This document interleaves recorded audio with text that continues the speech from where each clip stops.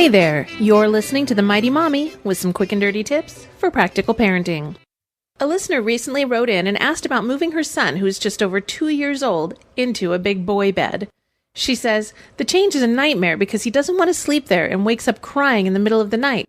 If I don't sleep in his new bed, he won't fall asleep. Do you think I should move him back into his crib again? My answer to this question is that she should definitely not move him back to his crib. Once you've made your decision, stick to it. If we all just kept taking that step backward, we'd never be moving forward. You can do this, and so can your son.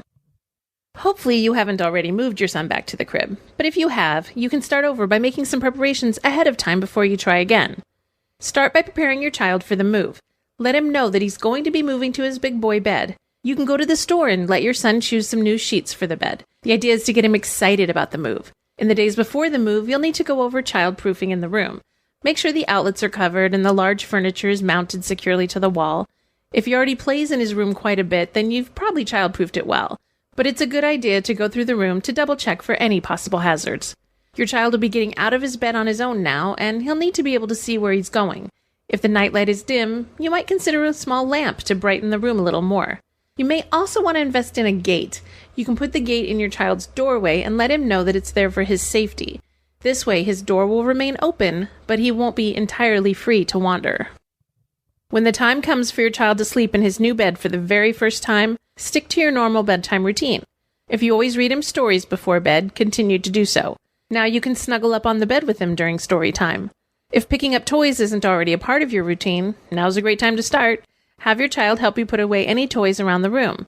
That will decrease the chance of someone stepping on or tripping over something in the middle of the night. If your child has a favorite doll or stuffed animal, you might want to have him put his baby to bed while he's getting ready to go in his own bed. Sometimes that'll help take the child's focus off the changes in his surroundings and also make going to bed more fun.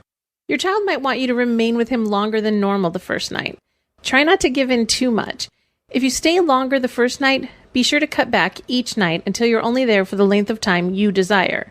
It's wonderful to spend time with your child, but your child needs to fall asleep on his own.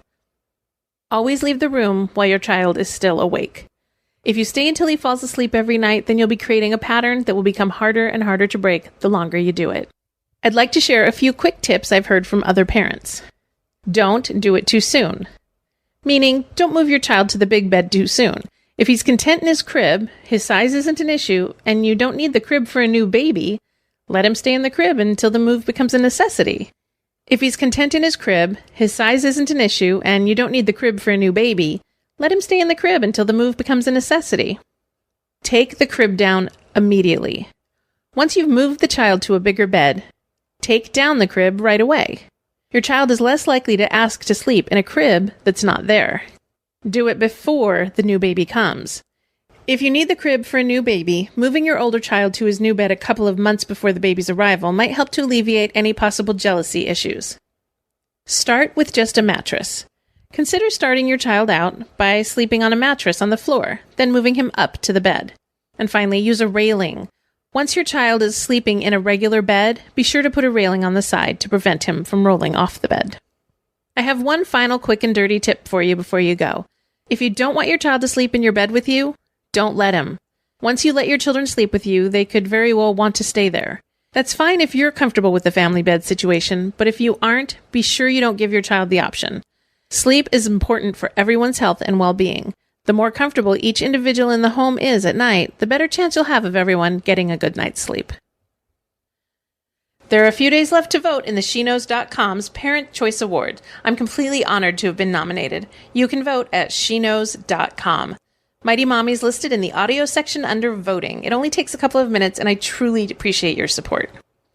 That's it for now. Thanks for listening. If you'd like to request a topic for the Mighty Mommy, you can email me directly at mommy@quickanddirtytips.com.